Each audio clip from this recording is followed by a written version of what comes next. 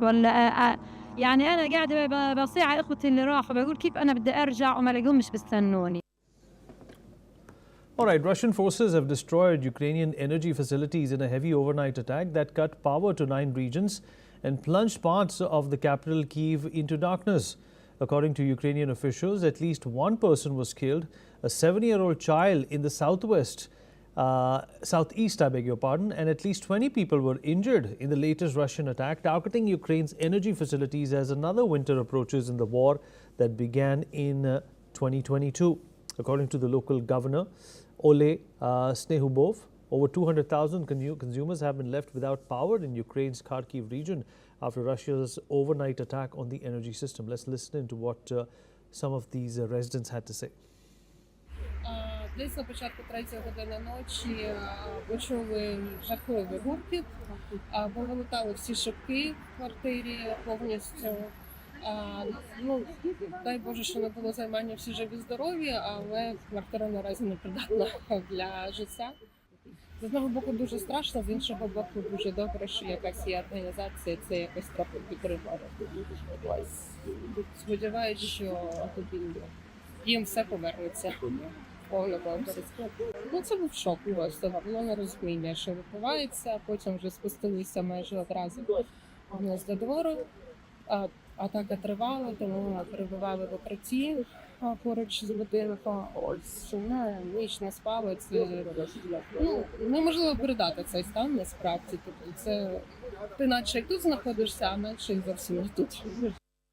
Mr. Andrew Latham, Professor of International Relations, is joining us from Minneapolis. Andrew, appreciate you being over here. While it continues day in and day out, the Russians are not holding back. In fact, the de-escalation of war is what was promised by certain leaders, including Donald Trump, who's received a Nobel Peace snub today.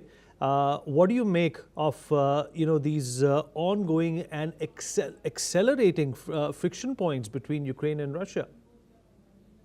Well, the battlefield, the front line, has more or less stabilized. Incremental Russian gains here and incremental Ukrainian counterattacks there. So this war is going to be won on the strategic battlefield, not attacking each other's infrastructure. The Ukrainians are trying to undermine Russia's ability to pay for this war by going after their oil and gas infrastructure. And the Russians are trying to undermine the Ukrainian war economy by going after the power infrastructure, but also with the important goal of sapping Ukrainian morale by making things very, very cold during what is already going to be a very cold winter. And that's the kind of battlefield that's most important to Moscow at the moment. The other one, of course, is the diplomatic battlefield, which Ukraine continues to prevail upon in the West, at least, although Russia certainly has its supporters on that battlefield. All right, Andrew, let's also talk about what does this mean for Ukraine? We haven't heard much about the funding, the weapons that Mr. Zelensky is expecting in the last few weeks. Does this slowdown or dip in that supply mean anything? Yes, it does. It means that on that particular battlefield, that strategic battlefield, that Ukraine is at a disadvantage. If the United States were to provide it with Tomahawk missiles, that would enhance its range, its reach, its ability to attack that Russian infrastructure. And right now, it is on that battlefield with one hand tied behind its back, as it were. I'm not sure that provision of Tomahawks and other long-range cruise missiles and other kinds of ballistic missiles would tip the balance in Ukraine's favor. But what's obvious right now is that the advantage goes to the Russians in that particular battlefield. And every time that they launch one of these attacks, the Russians characterize it as retaliation, which they did in this case. It's not retaliation for what Ukraine is doing. It's part of Russia's, Moscow's, Vladimir Putin's strategic plan. This is how they plan on winning this war. Andrew, stay with us. We have lots more to talk to you about. Well, the Norwegian Nobel Committee has awarded the 2025 Nobel Peace Prize to Venezuelan opposition leader and democracy activist Maria Corina Machado, honoring her for her tireless fight for democratic rights and peaceful transition from dictatorship to democracy.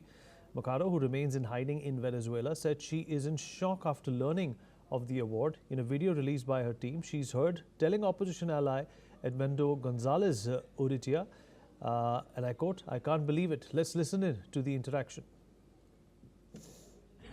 Bueno, aquí estamos en shock de alegría todos también, ¿sabes? Esto es un carajazo. Ese es José Gregorio. Well, the UN Human Rights Office congratulated Mercado, saying that the award reflects the Venezuelan people's clear aspirations for free and fair elections and the rule of law. This is what OCHR spokesman Thamin Al-Khitan also stated. Andrew Latham. All right, let's listen into this reaction. We congratulate Maria Corina Machado on being announced as the winner of the Nobel Peace Prize. This recognition reflects the clear aspirations of the people of Venezuela for free and fair elections, for civil and political rights, and for the rule of law. The High Commissioner has consistently spoken out in support of these values.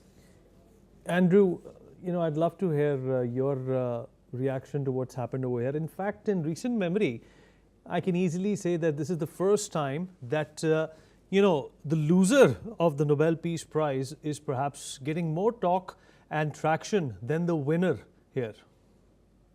Yes, well, yes, precisely.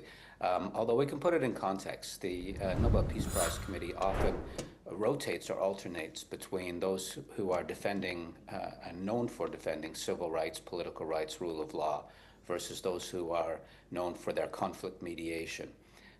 So Donald Trump did not get the prize this go round. It doesn't mean he won't get it next time. I'm not saying he will or he won't, but this is consistent with the patterns of these Nobel Prizes being awarded. Having said that, one rather suspects that the Nobel Prize Committee might